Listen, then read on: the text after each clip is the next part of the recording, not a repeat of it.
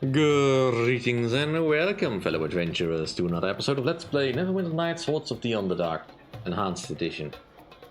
That's almost the right order. But last we left off, well, since we now have died and gone to Hells, we are now in Cania. And we have to find a way back to Toril. In order to do that, we need to know the name of the Reaper. But nobody seems to know what it is.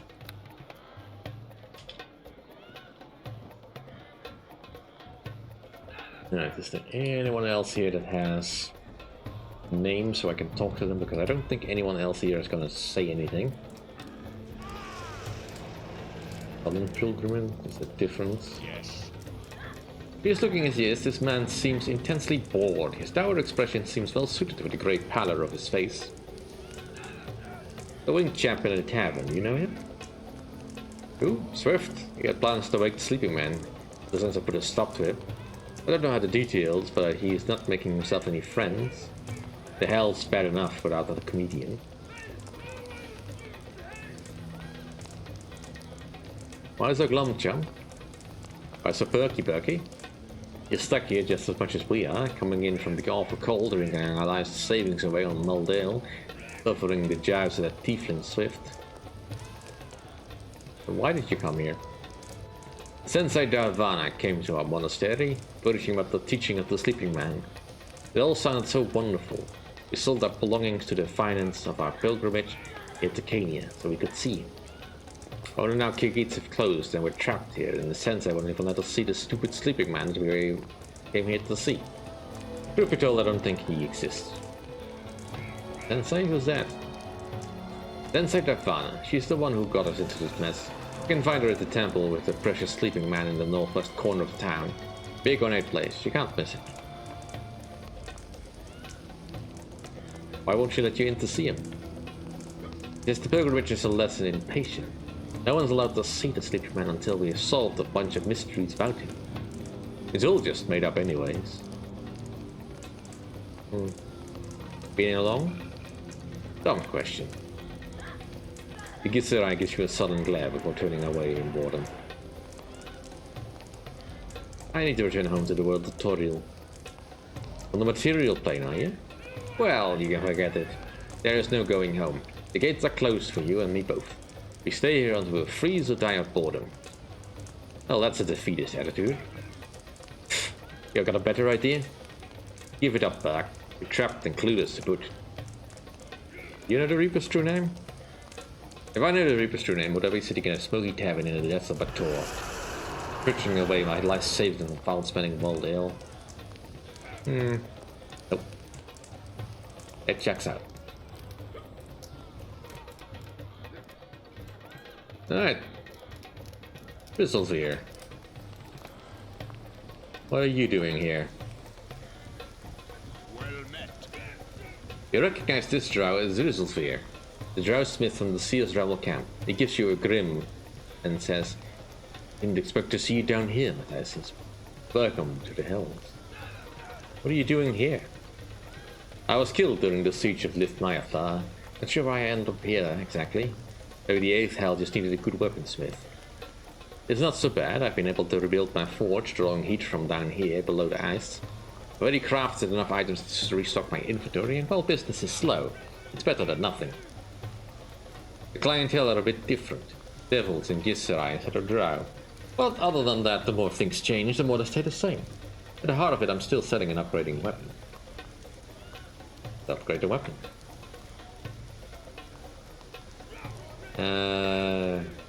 Let's see his inventory actually.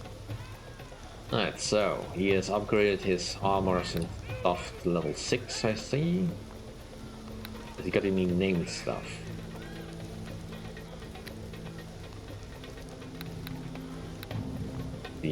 That's a quarterstaff plus 6. Right, that would imply that I could maybe upgrade my weapons, but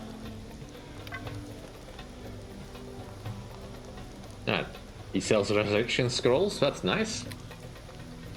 A draw the resurrection. Alright, clearly they're expecting us to lose some people here. And he sells healing kits. That's fine actually, I don't mind that. And so... not particularly looking for anything.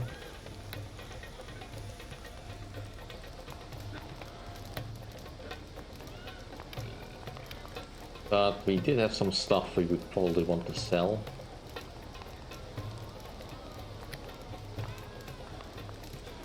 Like, we can't use Endovier anyway, so...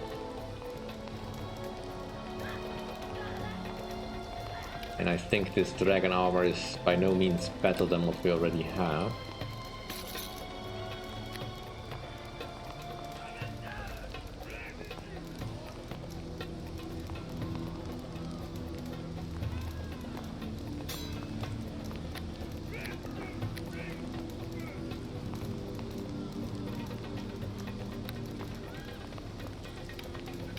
And by now I think the mirror shield probably has outlived its usefulness. I may as well just get rid of this stuff. And still cannot sell the traps. I would use them, but I can't set traps, I think, so... well... can I upgrade my staff?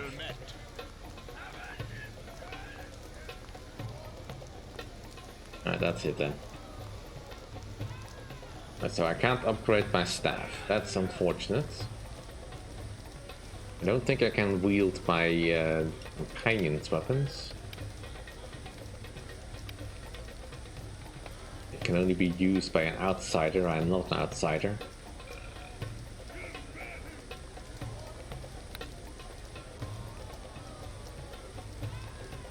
At least I think I can't use it. Or at least wield it. I don't think it would let me. Yeah, that cannot be given away.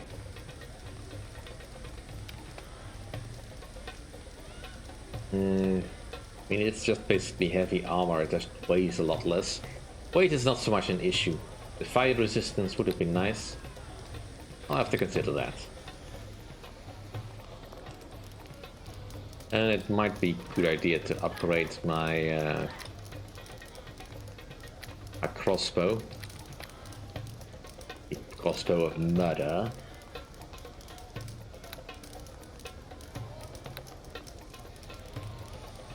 But for now I kind of want to save my money just in case I see something or find something better. And besides, my strength comes not really from my weapons, but from my spells. Although admittedly, when I reloaded the game last time, I forgot the rest again, so let's get that sorted out. Don't know that I need my magic per se, but wouldn't hurt. Have all my spells ready to go.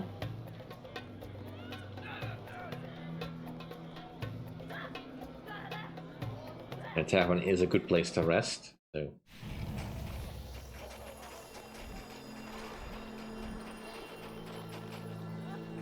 Right, let's peer into the crystal.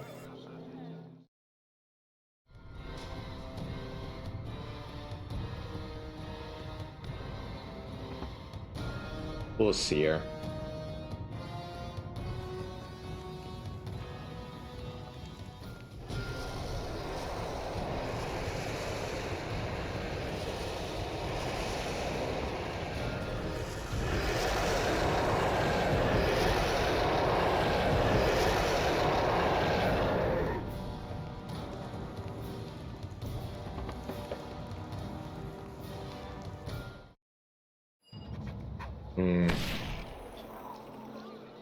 Right, so we can advance a level.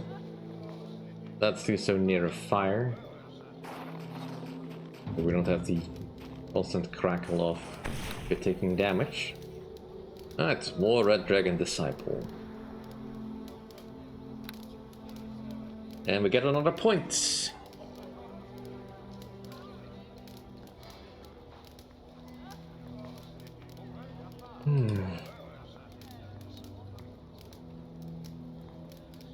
Yeah.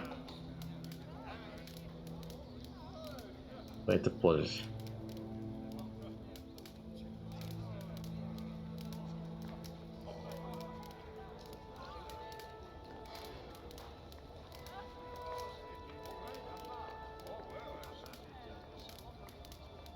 Put it in wisdom. Alright. Keep building up my concentration.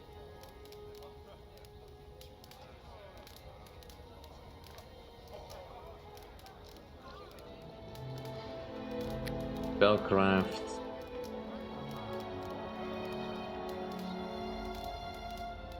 I persuade, sure. Alright. So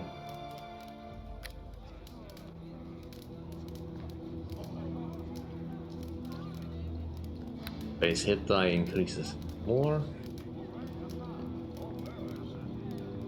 So what do I need? Improved combat casting. That's probably a good thing, but let's just have a look at anything else. I mean, I'm also half tempted by Zen Archery because it allows me to use my wisdom, but I'm still more of a spellcaster than I'm an archer, so it's probably fine. Let's do improved combat casting.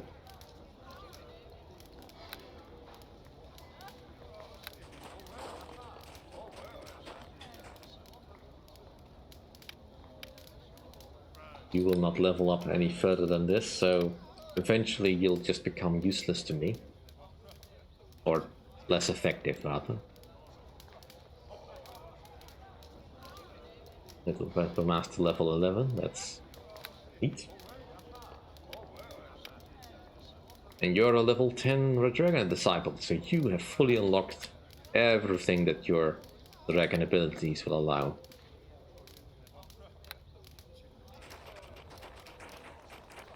So where is that? Where are we? Going the wrong way.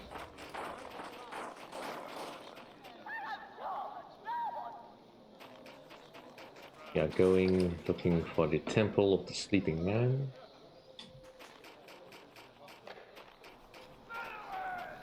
Maybe look for some of those berries.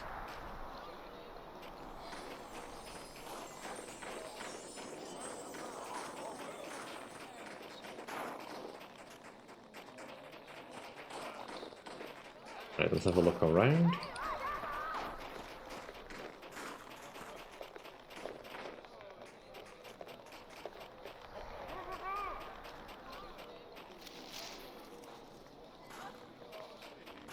And finding one or more of those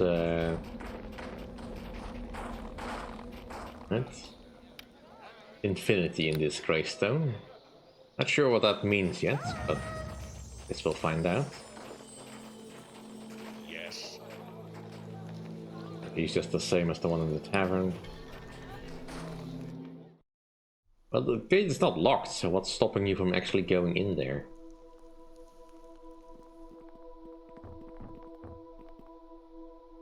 You take a surreptitious glance at the tome.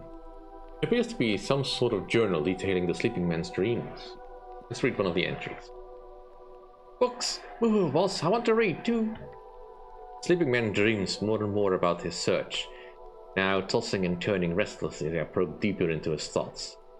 George has led him to the vast wastes of Cania, well beyond the gates. Read on. I could almost feel the biting cold he suffered on the verge of death amid the blinding snows. He had a ring that turned the whole world dark and marked a path that compelled him ever forward. Here she comes, boss. Whistle. It helps if you look innocent. You notice the sensei returning from her meditation. Turning away from me at home, you feign a sudden interest in the nearby stonework. Well, let's see. Only moderate rating. A tall, grey-skinned woman appears calm before you. Her countenance somber, muscles ripple beneath her leathery skin. You are welcome here. As you approach, she turns to you, her eyes deep and brilliant yellow.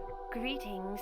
Like all who struggle in this life, I knew you would come to lay your troubles at the feet of the sleeping man.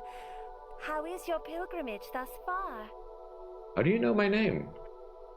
The names we call ourselves are simply things, changing with the wind and writ plain upon our brows for all to read. Mystery lies with the inner name, the true name, the name written on our hearts. You wrote the name on my brow? Upon your brow, in your every thought, with every working of your brain. I'm a sensei of the Gisarai. I have trained all my life to read the surface thoughts of those before me. You're a mind reader. Of a sort, your mind is like a vast library, and my talents let me run my finger across the spines of its many tomes. I can read the titles and guess their contents, but I can never take them down and truly read. Even with its limits, it's a gift I treasure, for this is how, title by title, spine by spine, I come to know the secret wisdom of the sleeping man. It is through my gift that I have touched his dreams. Tell me about the sleeping man.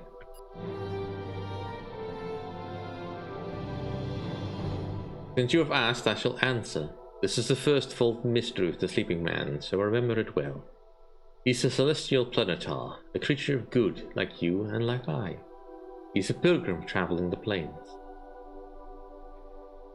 The first full mystery, what's that? Before you can behold the sleeping man, new pilgrims must answer his fivefold mysteries. Who is he? From where did he come? Why did he leave? Who did he seek? What was the answer? What's a planetar? Just as Kenya is home to many sorts of devils, so too are many types of angels, ranging from the lowly archons to the mighty divas, planetars, and solars. Where do these angels come from? From many places. Some say the angels are all around us, even here. As for where the sleeping man is from, that is a second full mystery, and you will have to discover that yourself. Why is he traveling the plains? Why do any of us journey far from home? I'm afraid that is the third full mystery of the sleeping man. You will have to answer it yourself. What can you tell me about the plains? Where would such a tale begin and where would it end? The plains are as infinite as in variety as they are in their number. They cannot be described, they must be lived. My home monastery in Limbo floats within a sphere of water that in turn orbits an ever-changing chunk of rock, on which grows and dies an endless forest. What words can make that plain? How does one travel from plane to plane? There are countless ways, spells, portals, vortices, shifting banks of fog or shadow. Not all work in all places either. Here in Kenya there are only two. The gate and the tributaries of the river Styx.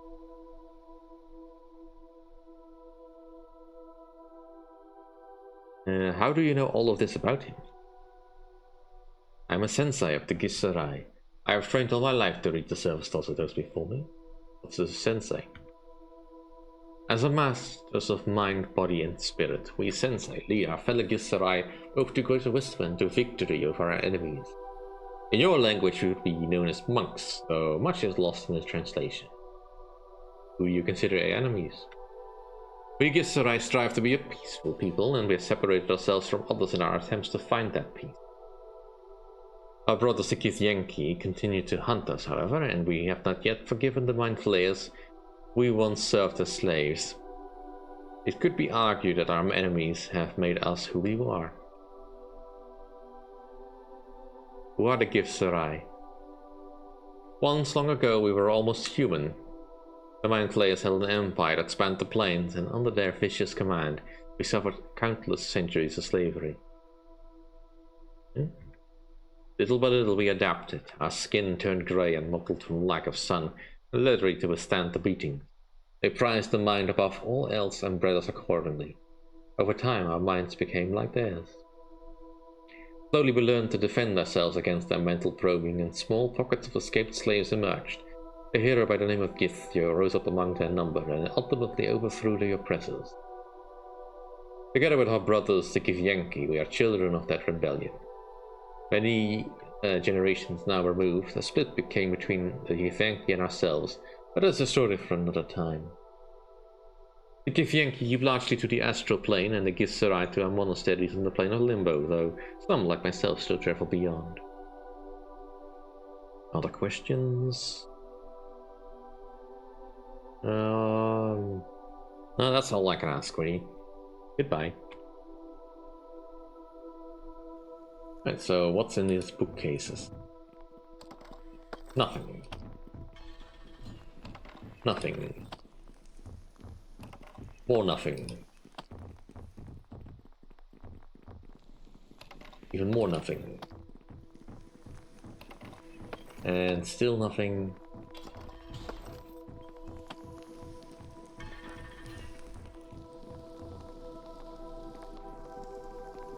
So there's an altar here.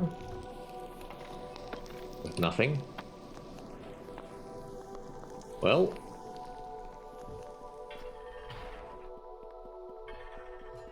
Where does this door go?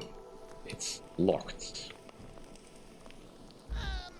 No, we can't do that. Right, presumably I cannot open that one.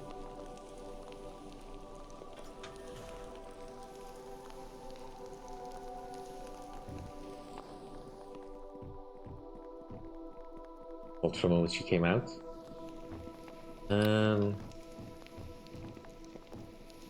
I need to equip it first.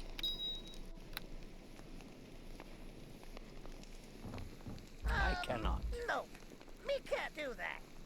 That's... I figured that was not gonna work.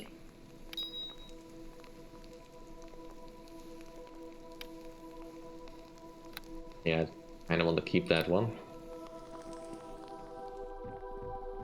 Alright, well, this is fun and all, but doesn't really get us any closer to... Might we speak? You certainly, Vaden, would you like? We might meet our end at any time now. And there's something I'd like to get off my chest first. What's that? I wanted to express my admiration to you. I know that you were forced by harassment to aid us, but I think you've done far more than was required. I am grateful. We still got Mephistopheles to deal with. He nods. That's true. I must admit the thought of taking on an archdevil impossible once. At your side, however, I feel almost certain we can be victorious. I like to think of us as more than simple comrades in arms, however. I'm a man with few friends in his life, but I would be willing to count you as one of them. If you're willing. Friends? Certainly. I'd like that. Good. I'm glad. Let's keep going then, friend. We have a plane yet to conquer and then an archdevil to face. Victory no longer seems quite so far away. Right, so there is a cave over here. And we have the Elysium carved stone.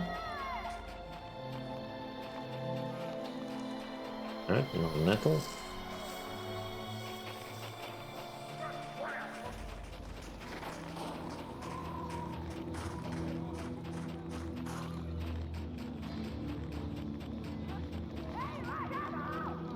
The Scrivener. Small dog-like creature paces back and forth before the cave entrance, whining in frustration. As you approach, he turns to you, apparently eager for help. Are you the Scrivener? The strange creature emits a sharp, crackling noise, and runs around in a circle excitedly. He seems quite pleased that you know its name. Glancing at its cave entrance, however, it resumes its previous whining. What's the matter, little fella? The creature stops whining and seems to focus attention on you. You're surprised an image begins to form above its head. Illuminated by dim blue light, it seems to filter through from above. What the? Looking closer, you see a woman sheathed in ice and perfectly still. A look of utter despair marks her cold blue face, and only the merest breath escapes her frozen lips. The creature resumes its whining. Who is she? She ignores your question, continuing to whine at the cabin's back gate in. She in that cave? You back up excitedly, the creature emits a series of small cackling noises, seemingly in confirmation to your question. What's happening to her? A new image begins to form, and this one, the woman throws slowly sinking into the ice below it. Subsumed into glacial mass. In time, there will be nothing left but a sense of emptiness. How can I help? The creature forms an image of an icy wall, edged with countless names. The wall seems infinitely long, scrolling by in dizzying twists and turns to finally reveal a blank space where a new nail could be carved. Wow! Big wall, boss! The image then transforms into a series of carved rectangular stones that the creature seems to use for navigation. You can sense the creature's desire to go to one of them, but can't determine which one. Which stone do you want me to take you to? Here, a pair of images coalesces above the creature's head. The search image is that of a sturdy oak full of leaves. The image represents a syllable of a larger word. Beyond that, can't say I'm sure. The second image is of a boy held in a man's arms. You can see a family resemblance between them. The father doesn't seem to be the focus of the image. Oh, it's a guessing game, is it? This is fun, Buzz. Deacon thinks we should come to the Hells more often. Deacon!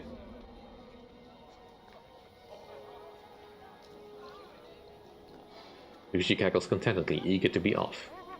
Continues to closely to your heels, following your lead. Alright, off we go then. Alright, so. Ooh, look at all the quests we got. And all the things I did not finish. Although the fourfold mystery apparently I have finished.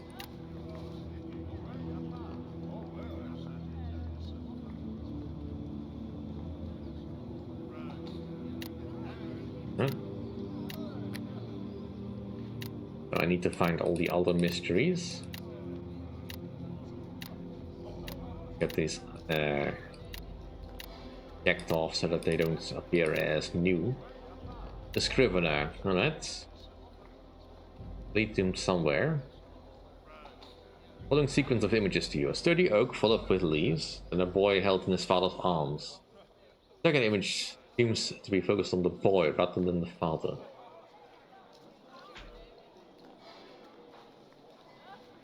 Tree Sun. Right, where is the pillar Tree Sun? Alternate reason.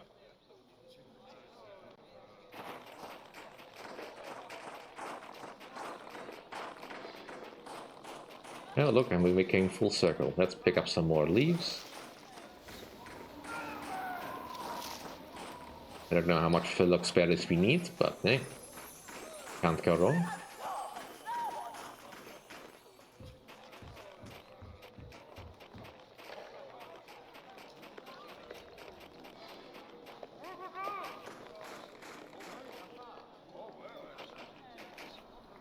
Right, so that's where we need to go.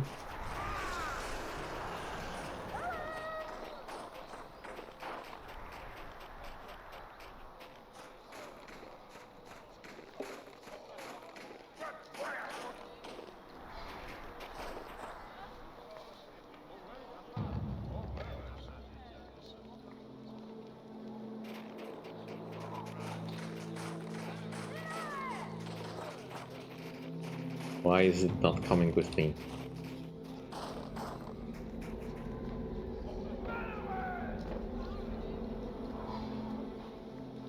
At the sleeping man's name, the creature cackles with enthusiasm. The picture forms above its head, depicting a winged man walking along the creature, throwing sticks for it to fetch. The picture shifts and refocuses to show the 5 question marks arranged in a row. The second one of them pulses with a blue glow.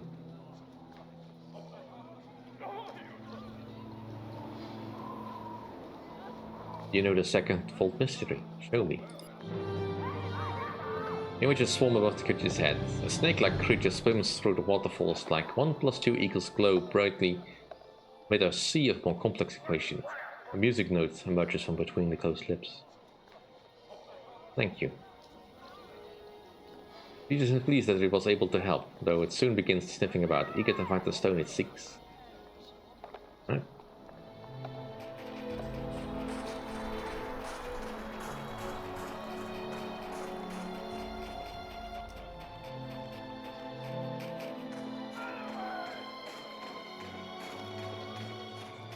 This is the stone we need to go to, huh?